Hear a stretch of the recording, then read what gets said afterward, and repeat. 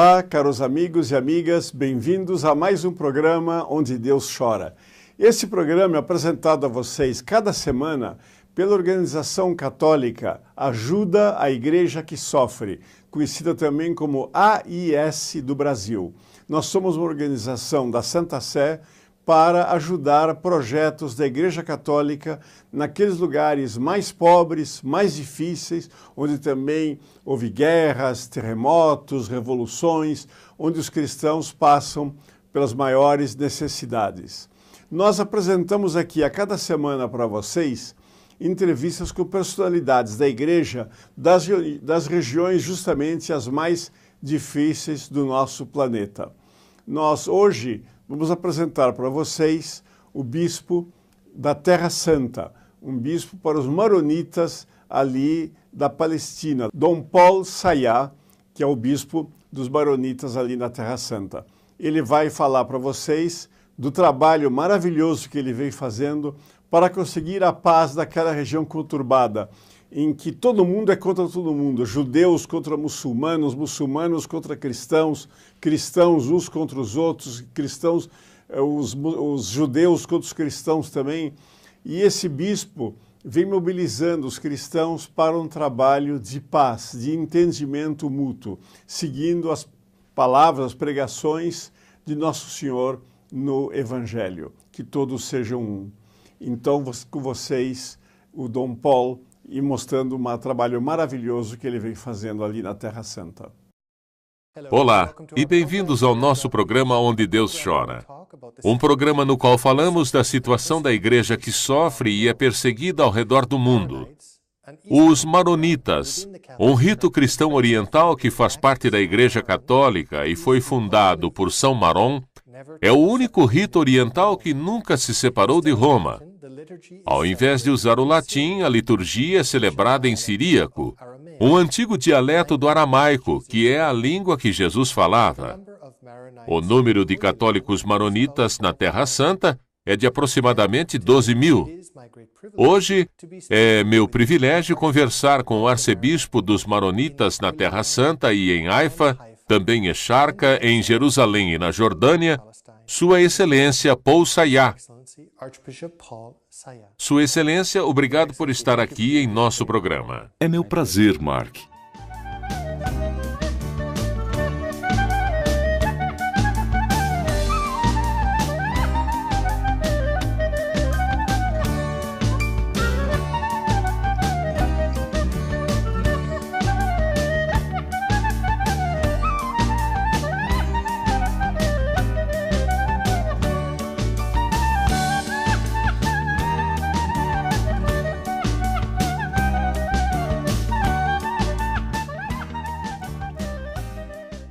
Após o início do cristianismo, a igreja sofreu dolorosos cismas, mas a igreja maronita nunca se separou de Roma. O senhor poderia nos contar um pouco da história da igreja maronita?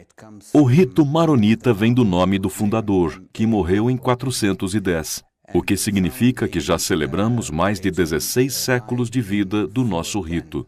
O rito começou em Antioquia, se mudou para as montanhas do Líbano logo após a tomada da Terra Santa pelos muçulmanos e gradualmente se espalhou pelo mundo. Temos atualmente 43 bispos ao redor do mundo. O Líbano continua o principal quartel-general, por assim dizer, ainda que existam países no mundo que tenham muitos maronitas a mais que o Líbano. Qual é a particularidade do carisma que a igreja maronita traz à igreja como um todo? Não sei se é exatamente um carisma específico, mas nós somos uma igreja monástica. E como todas as tradições monásticas, nós colocamos bastante ênfase na questão da liturgia, nas escrituras e no papel dos padres na igreja. Mas isso tudo é comum às igrejas orientais. Recentemente, revimos nossa liturgia e a renovamos, estamos tentando estar o mais próximo possível das necessidades dos nossos fiéis.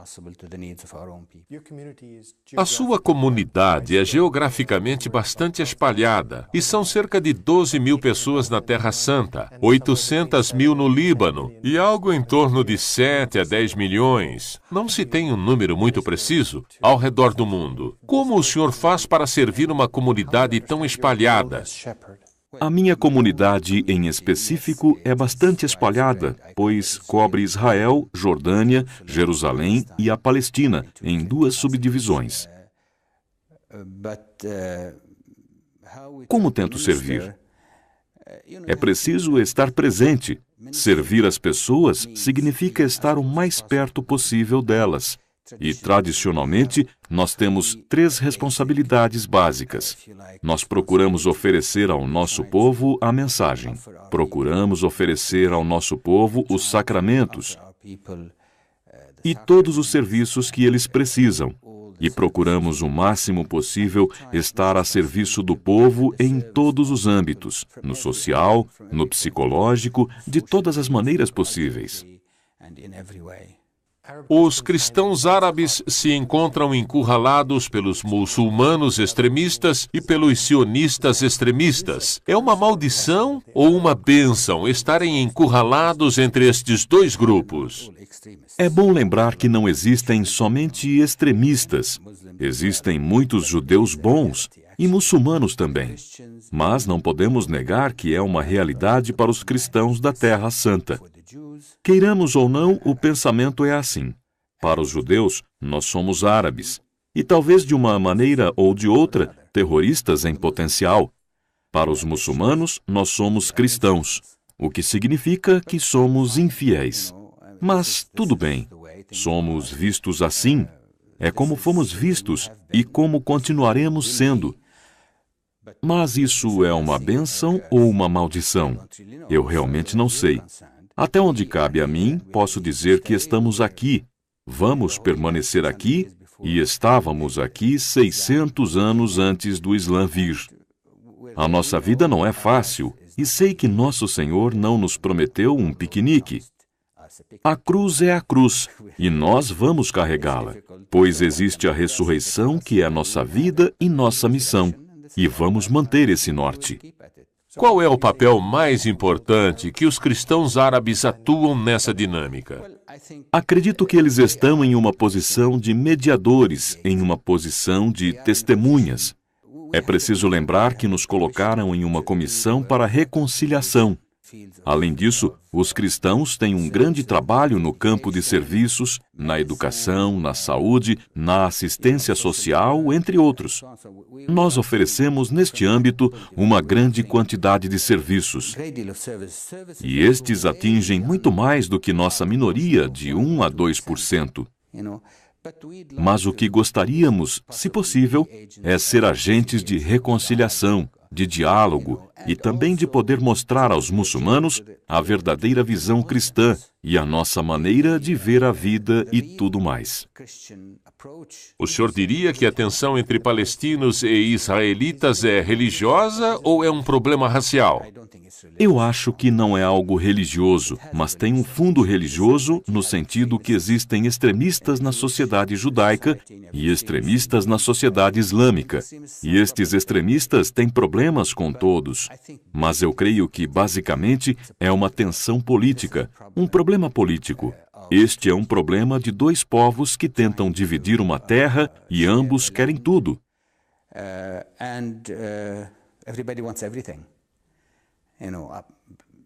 Os palestinos não querem tudo, mas querem fixar seu território em 21% da antiga Palestina. Eu vejo que existe uma ganância pela terra e pelo poder. Basicamente, eu diria que é um problema político. Mas existe, de certa forma, um desejo teocrático de reivindicar a terra prometida. Como é esta questão do solo sagrado? Sim, estamos lidando com 2 teocracias. O Islã é uma teocracia e o judaísmo é uma teocracia. Mas lembre-se que a sociedade israelita não é somente judaica. A sociedade israelita, em teoria, é basicamente laica, um governo laico. Por laico, o senhor quer dizer secular? Perdão, sim, secular. Temos muitos israelitas que não dão muita importância para a questão religiosa.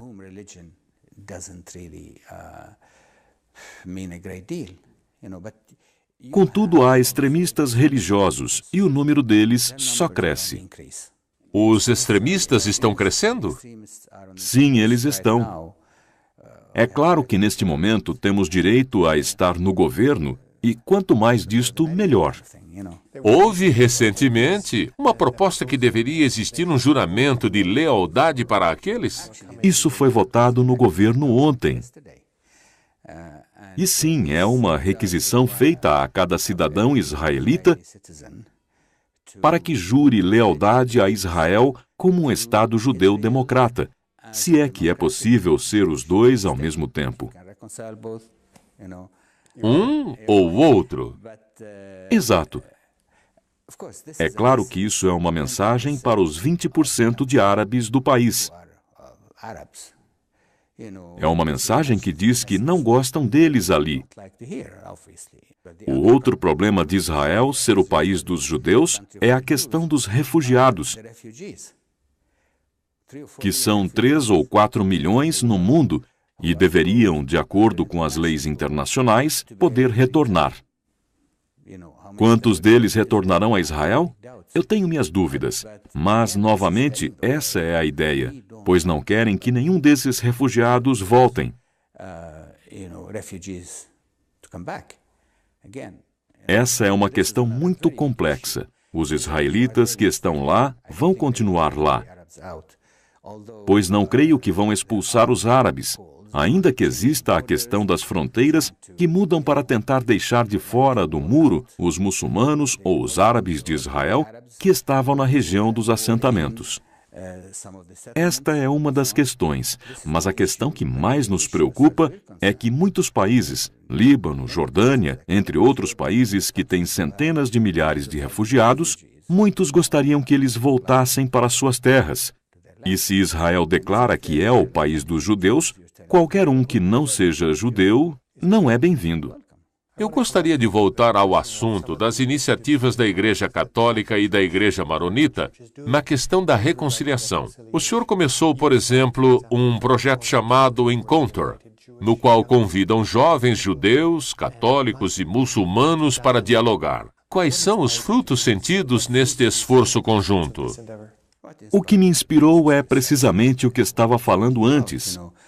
Eu sinto que a reconciliação, o diálogo e o aproximar das pessoas são questões principais no meu ministério. Eu acredito muito nos jovens, na sua educação e formação. Eles podem fazer a diferença, estão dispostos a mudar, têm menos preconceitos e são mais flexíveis.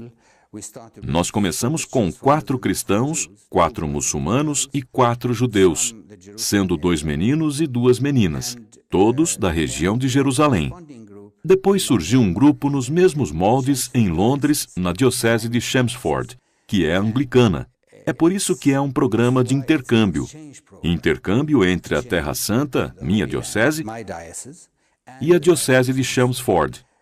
O principal objetivo desta atividade era mostrar para esses jovens as outras realidades e formá-los para discutir os problemas que a sociedade está encarando atualmente. Suponhamos que houve uma discussão entre os palestinos e os judeus. Nós pegamos o que o jornal diz, mostramos para eles e perguntamos: como vocês lidariam com esse problema? Desconstrução do pensamento. Exato. E assim podemos formá-los em algumas técnicas de resolução de conflitos. É claro que usamos também técnicas científicas nesses encontros, como dinâmicas de grupo e diversos tipos de exercícios. E vejo que isso foi muito além das minhas expectativas. Quais eram suas expectativas? As mudanças que ocorreram foram enormes. Entre os jovens? Sim, entre eles. Nós fazíamos uma contínua avaliação, escutando eles. pedindo para que escrevessem como se sentiam e como isso os afetou. Tivemos um jovem judeu que disse: eu pensava que os palestinos eram terroristas. E quando me sentei com esse jovem palestino, eu pensei, nós podemos morar juntos, trabalhar juntos e fazer várias coisas juntos. E o mesmo aconteceu do outro lado. Deste ponto de vista, vimos o quanto é importante permitir que os jovens se encontrem. Pois nós adultos, às vezes, já temos nossos preconceitos. Quando começamos o grupo, os pais ficaram um pouco relutantes. Mas eu disse, eu sou o bispo, confiem em mim. Eu usei o peso da palavra. 2 anos depois, os pais vieram no meu encontro e disseram, por que o senhor não faz algo por nós? Fez tanto bem para os nossos filhos. E o senhor está fazendo. Infelizmente, nós tivemos que interromper este programa por causa da violência que ressurgiu com a segunda intifada. Não pudemos continuar o programa. Eu adoraria fazer algo para os pais, e isso seria um outro avanço. Os cristãos no Oriente Médio são obrigados a manter a sua cabeça baixa para se manterem vivos? A questão do diálogo que está ocorrendo no Sínodo aqui em Roma, sob a responsabilidade dos cristãos de ampliar a temática da separação da religião e do Estado, é um grande peso para pôr nos ombros dos cristãos de lá? Não estamos colocando somente no ombro dos cristãos do Oriente, pois estamos aqui em Roma. A igreja toda está aqui, e essa é uma dimensão muito importante do Sínodo. A igreja inteira está dizendo a nós do Oriente Médio, vocês não estão sós.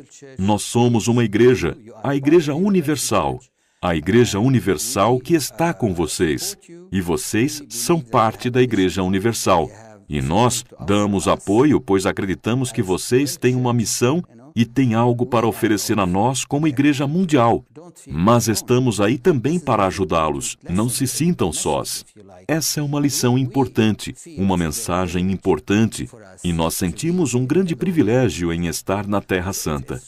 É um grande privilégio para mim, como bispo, servir minha comunidade, servir a igreja ao redor do mundo quando recebo os peregrinos. Estou atuando meu próprio ministério. Estar na Terra Santa como bispo foi algo que aconteceu, e isto é um privilégio, mas ao mesmo tempo não estou lá por mim, mas estou pela igreja como um todo. A Terra Santa é onde tudo começou e pertence a todos. Não pertence a nós como cristãos que vivem lá, mas estamos lá como guardiães para manter isto e manter a vida cristã viva e em movimento para que todo o mundo possa vir e fazer essa experiência especial de caminhar nas pedras de Jerusalém e caminhar na Galileia, subindo e descendo colinas onde o próprio Cristo caminhou. É ótimo ter pessoas que vão lá e é ótimo podermos servi-las. O que a igreja como um todo pode fazer por vocês?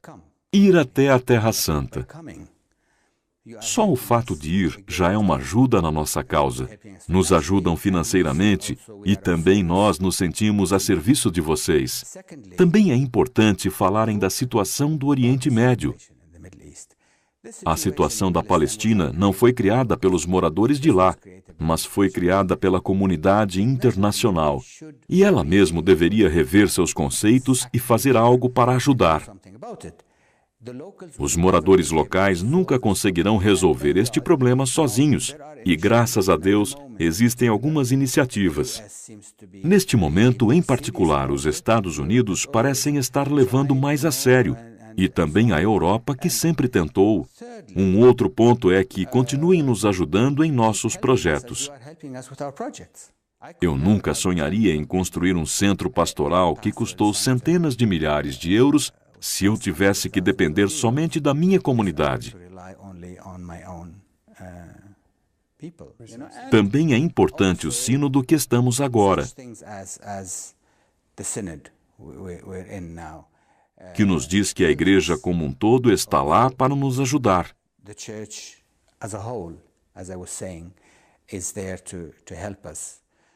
Eu creio que, basicamente, é esse o papel que vejo na igreja na sua ajuda à Terra Santa.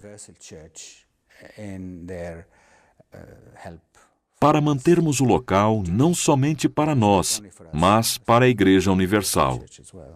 Obrigado por ter estado conosco em nosso programa. Foi meu prazer, Mark. E obrigado a vocês, senhoras e senhores, por terem assistido Onde Deus Chora.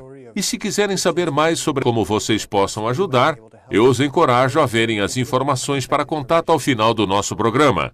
Uma ótima semana.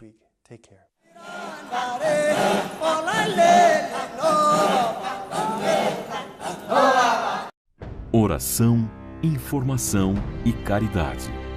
Este é o tripé em que ajuda a Igreja que Sofre atua há mais de 60 anos.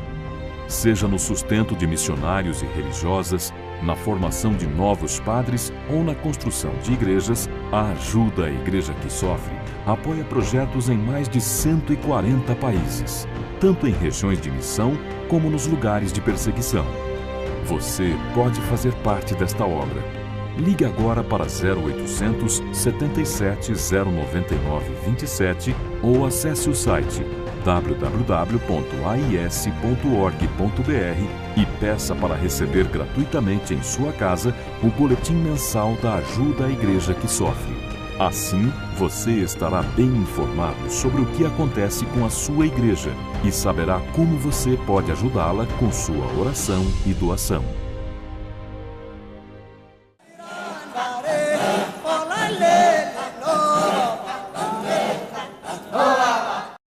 Muito interessante o que nós aprendemos hoje sobre os cristãos ali na Terra Santa com o Dom Paul e o trabalho que os cristãos vêm fazendo por ali.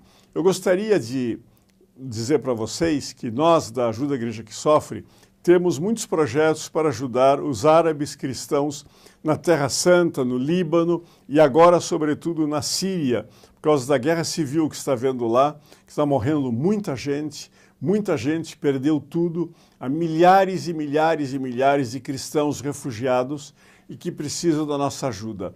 Se você quiser ajudar esses cristãos nos países árabes, onde muitas vezes eles são perseguidos, são cidadãos de segunda classe, quer pelo Estado judaico, quer pelas regiões muçulmanas, nós temos então muitos projetos de ajuda para eles. Basta vocês ligarem uma ligação gratuita para 0800 77 099 27, que vai ser explicado como vocês podem ajudar os projetos da Igreja Católica no Oriente Médio. Mas eu também queria dizer uma coisa para vocês.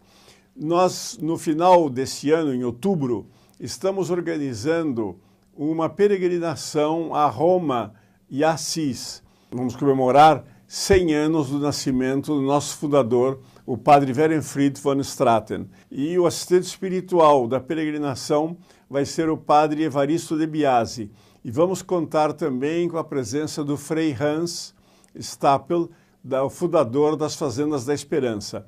Vai ser uma viagem interessantíssima, um preço realmente fora de qualquer concorrência, é preço de custo, a IES não vai ter nenhum lucro nisso, nem mesmo para ajudar os nossos projetos, porque nós queremos que todos que gostariam de participar possam participar. Inclusive vai ter a possibilidade, uma possibilidade real, de termos uma audiência privada com o Santo Padre, com o novo Papa. Nós estaremos com ele e haverá missa no túmulo de São Pedro, na Basílica de São Pedro, especial para os participantes dessa excursão.